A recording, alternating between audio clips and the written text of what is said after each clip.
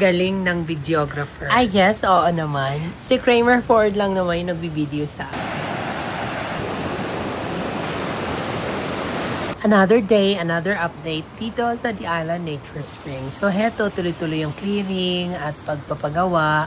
May pinaplano na naman kasi ako dito sa maliit na space na yan. Basta surprise na lang yan mga Vev. So, pinapadaran ko yung area dyan kasi kitang-kita yung kitchen namin, yung laundry area namin. So, medyo nakakahiya at nakakailang sa mga guests. Thank you pala sa lahat ng mga nag-visit dito sa The Island Nature Spring. What a very productive day today. Tuloy-tuloy lang sa pagpapaganda, pag-aayos. Continue lang tayo as long as happy tayo sa ginagawa natin. Ayun na nga, sa sobrang pagiging productive ko today, may nakakasad na nangyari. Hindi ko alam kung ano nangyari dito sa aming maliliit na pitchik. Pinom ko lang yung part niya kasi bawal dito mga bloody ganyan. Ang laki ng sugat niya. Tapos yung pinapatay na namin siya, naawa ko.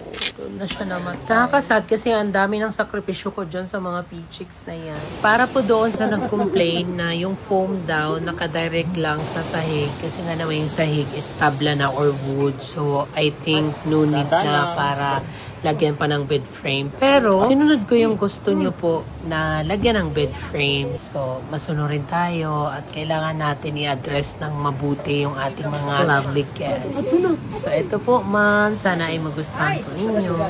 So, dahil may bakanteng oras ako today, eto, nag-gardening ako. Ito yung relaxation ko, mga Vevs. Kasi tuwan-tuwa ako pag lumalago na yung mga plants ko.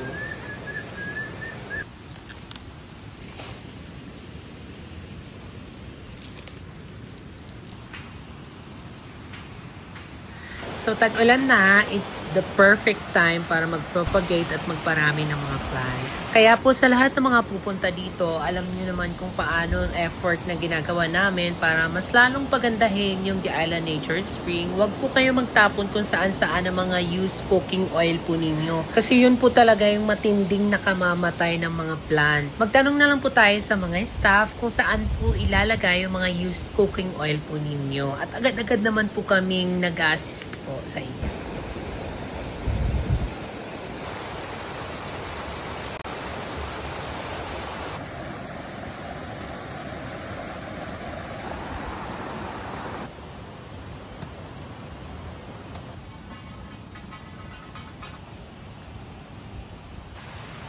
At para mapakinabangan yung mga tinanggal nating accent drop light sa cabin, inilagay ko naman ito sa grilling at washing area.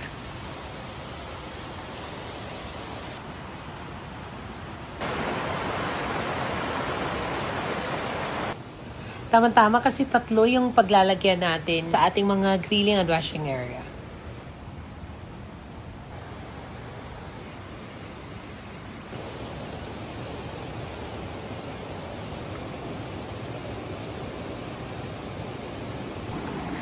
Grabe, sobrang ganda.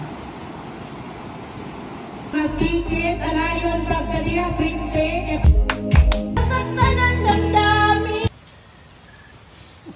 At kinagabihan, naglagay naman kami ng mga solar lights dito sa Peacock Habitat para naman hindi madilim yung kanilang iikot-ikutan paggabi. Para safe na din yung ating mga peacock, peachicks, peahens.